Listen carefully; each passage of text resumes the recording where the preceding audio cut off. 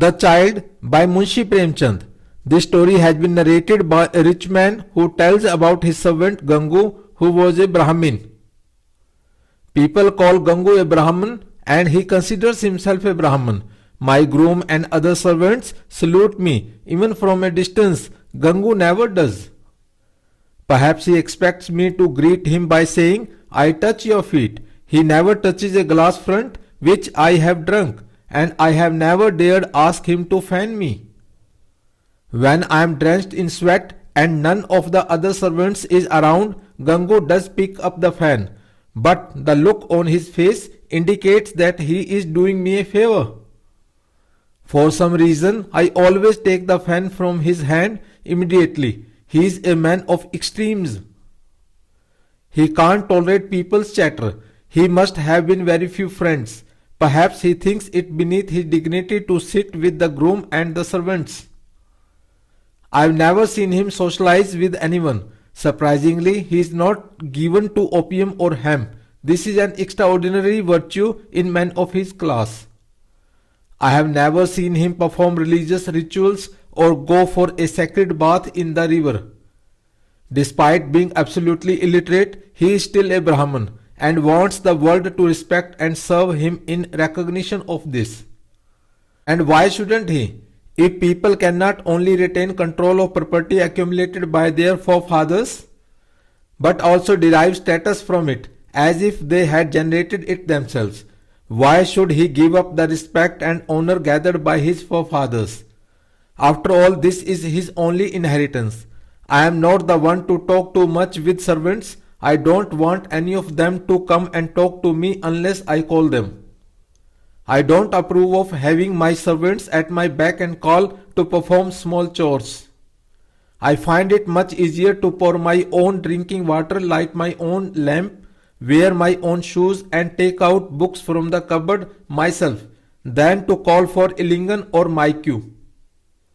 This helps me feel autonomous and self-reliant. The servants are familiar with my temperament and rarely approach me unnecessarily. So one day when Gangu appeared before me early in the morning, I wasn't at all pleased. Whenever these people come to me, they either want an advance on their wages or they want to complain about another servant. I dislike both these things. I pay everyone on the first of the month and I get angry when anyone asks for an advance. Who has the time to keep detailed accounts of advances given when someone is paid for the whole month? What right does he or she have to spend all the money in 15 days and when they seek an advance or a loan? And I hate complaints. I consider complaints a sign of weakness or a base attempt at flattering the employer. I said with a frown, "What is it? I didn't call you." I was very surprised to see Gangu's sharp, proud face looking mild, pleading and bashful.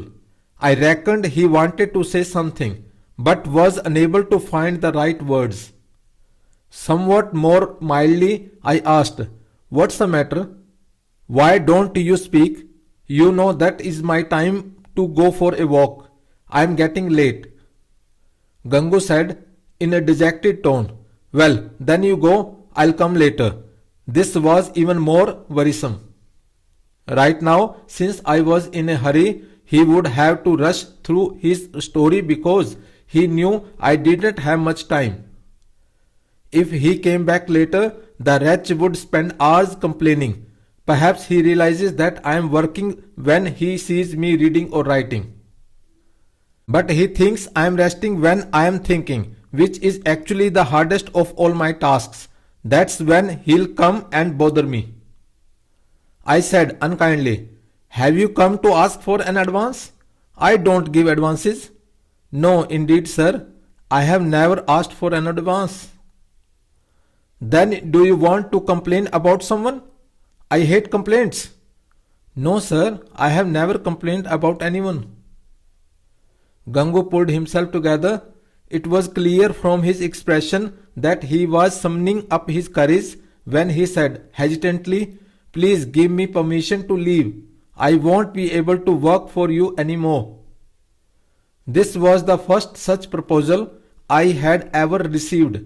My self-respect was wounded. I consider myself an embodiment of humaneness. I never speak sharply to the servants.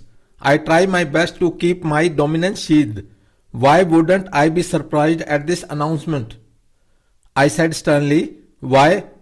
What do you have to complain of? Sir, no one could be as good as natured as you are. But things have so developed that I cannot remain here any longer. I don't want anything to happen to give you a bad name. I don't want your reputation to be sullied because of me. This created a dilemma for me. The fire of curiosity grew fierce. Sitting down on a chair in the veranda, as if making a concession, I said, you are talking in riddles.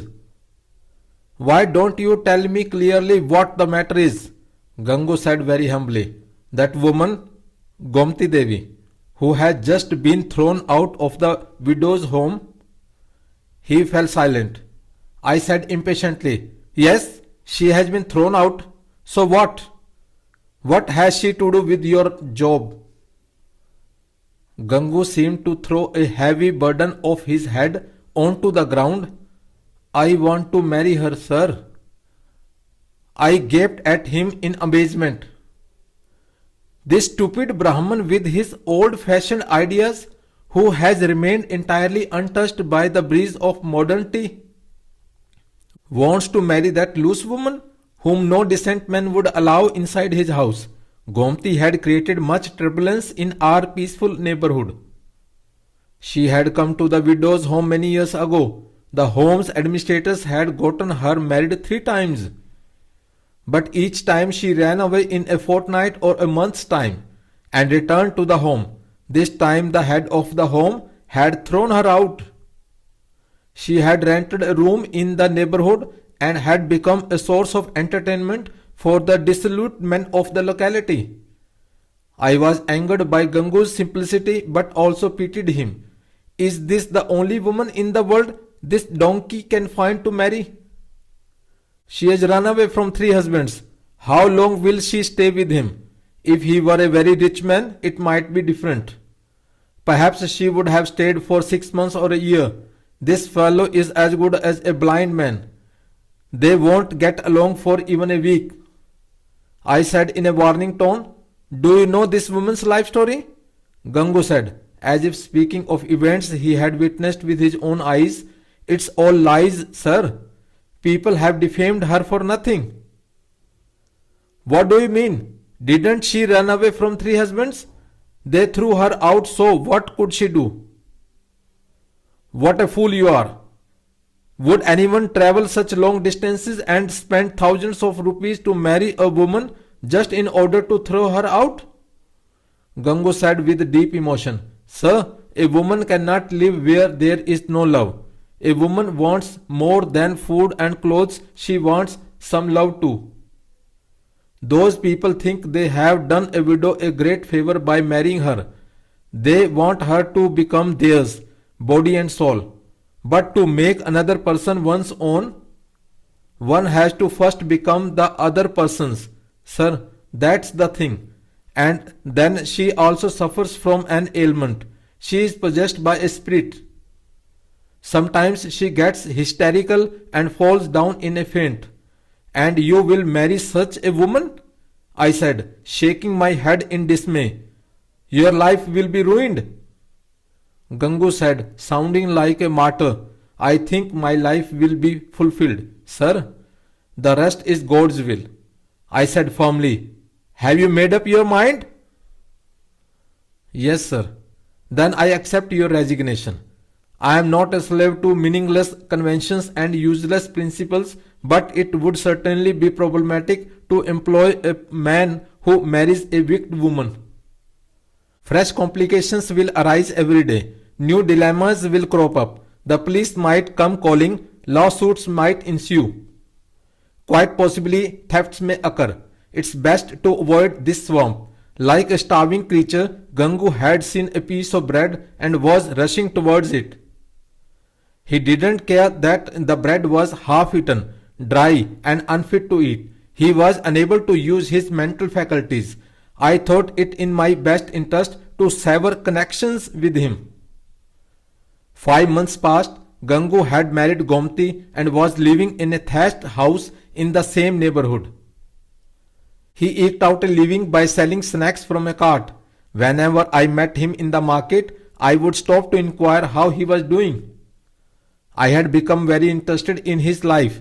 It was like an experiment on not just a social but also a psychological question. I wanted to see how things would turn out. I always saw Gangu looking cheerful. I could clearly see in him the energy and the self-respect born of prosperity and freedom from worry. He sold goods worth a rupee or 20 annas every day. After deducting the investment, he got a profit of 8 or 10 annas. This was his income, but he was blessed by some god because he showed no sign of the shamelessness and deprivation found in others of his class. The dignity and joy on his face could arise only from inner peace. One day I heard that Gomti had run away from Gangu's house. I don't know why I experienced a certain pleasure at this news. I had felt a certain envy of Gangu's contented and happy life. I was waiting for something unexpected, some disaster, some shameful incident to occur. This news doused my envy. Finally, what I had believed would happen had happened. Finally, the idiot had suffered the punishment for his short-sightedness. Let's see what face he puts on it. Now his eyes will be opened and he'll realize that those who advised him against this marriage were his well-wishers. At that time, he behaved as if he had come across some rare treasure or as if the gates of liberation had opened to him. So many people told him that this woman was not worthy of trust, had betrayed several others and would betray him too, but that advice was like water off a duck's back. Now I will see how he is doing. I'll say, well sir, are you happy with this boon from your goddess or not? You never tired of praising her and said that people spoke against her merely from ill will. Now tell me, who was mistaken? The same day by chance I ran into Gangu in the market. He was upset, agitated, completely lost. As soon as he saw me, his eyes filled with tears. He came to me and said, not with embarrassment, but with pain, Sir, Gomti has betrayed me too. I said with cruel pleasure, but pretended sympathy, I told you so, but you wouldn't listen. Now you must endure the consequences. What else can you do? Did she take all your money or did she leave any for you? Gangu put his hand on his breast as if his heart was wounded by my words and said, Oh no, sir, don't say so. She hasn't touched a single thing. She's even left behind her own things. I don't know what defect she saw in me. I was not worthy of her. What else can I say? She was educated and I am completely illiterate. It was surprising that she stayed with me so long. If I had stayed with her a while longer, I would have become a man. What can I tell you about her, sir? Whatever she may have been to others, to me she was a gift sent by some god. I don't know what mistake I made. But I swear she never so much as looked angry. What am I? Sir, I am a laborer worth 10 or 12 annas. But she was so blessed that she made this little go a long way and we never felt that we lacked anything. I was deeply disappointed. I had expected him to recount a tale of her infidelity and I would have sympathized with his blind devotion. But this fool's eyes were not yet opened. He was still singing her praises. He definitely seemed mentally disturbed. I started a cruel joke. So she didn't take anything from your house? No, sir, not a single thing. And she loved you a lot too? What can I say, sir? I will remember that love till my dying day. And yet she left you and went away? That is what's surprising, sir. Have you ever heard of a woman's frailty? Oh, sir, don't say so. Even if someone puts a knife to my throat, I won't stop singing her praises. Then go find her? Yes, sir. I won't rest until I find her. If only I can find out where she is. I'll go immediately and fetch her. And sir, my heart says that she will definitely return with me. You'll see. She didn't leave on account of being angry with me. My heart cannot accept this. I'll go and roam around jungles and mountains for a couple of months. If I survive, I will see you again. So saying, he went off looking like a madman. After this, I had to go to Nainital for work, not pleasure. I returned after a month and had not even changed my clothes when I saw Gangu standing before me carrying a newborn baby. Perhaps not even Nand was so enraptured when he adopted the baby Krishna. Gangu appeared to be bursting at the seams with joy. A hymn of gratitude and devotion seemed to rise from his face and eyes. His expression was like that of a starving beggar who had just had a hearty meal.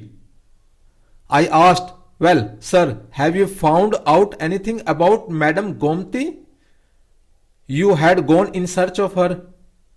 Gangu, barely able to contain his joy, said, "Yes, sir, thanks to your blessings, I did manage to find her. She was in the women's hospital in Lucknow. She had told a friend here to inform me if I become too upset. I immediately rushed to Lucknow and brought her back. I got this child too in the bargain." He held the child out towards me like a sportsman showing off the trophy he has won.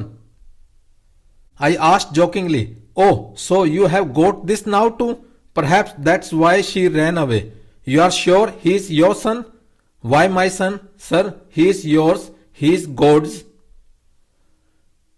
"So he was born in Lucknow?" "Yes, sir. He is just 1 month old." "How long ago did you get married?" "This is the 7th month." "So he was born in the 6th month of your marriage?" "Yes, sir." "Yet he is your son?" "Yes, sir." "What nonsense you are talking." I wasn't sure if he understood me or was pretending not to. He said, as guilelessly as before, "She narrowly escaped death. Sir, it's as if she was reborn. She suffered for 3 days and 3 nights. I said somewhat sarcastically, "This is the first time I have heard of a child being born in 6 months. This barb struck home." He smiled and said, "Oh, that's what you mean. I didn't realize you were talking of that. Gomti ran away because of this fear." I said, "Gomti, if you are not happy with me, leave me. I'll go away and never come to you again. When you need me to do anything for you, write and I'll help as much as I can. I have no complaint against you. In my eyes, you are just as good as before. I still love you as much. No, I actually love you more. But if your heart has not turned away from me, then come with me. Gangu will not be unfaithful to you as long as he lives. I didn't marry you because you are a goddess, but because I loved you and thought you loved me too. This child is my child, my own child. I bought a field, and will I refuse the crop because someone else sowed it?" So saying, he burst out laughing. I forgot that I had to go and change my clothes. I don't know why my eyes filled with tears. Some unknown power subdued my mental disgust and made me extend my hands. I took that unblemished child in my lap and kissed it, perhaps more lovingly than I have ever kissed my own children. Gangu said, "Sir, you are a very good person. I always praise you to Gomti and tell her to come and meet you, but she is too shy." I, a good person, the veil of my goodness had been drawn away from my eyes. I said, in a voice steeped in devotion, "No, why should she come to see an impure man like me? You think I am a good person? I appear to be good, but my heart is mean. True goodness is in you, and this child is a flower perfumed with your goodness." Holding the child to my breast, I went with Gangu. This has been translated in English by Ruth Vanita. Thank you.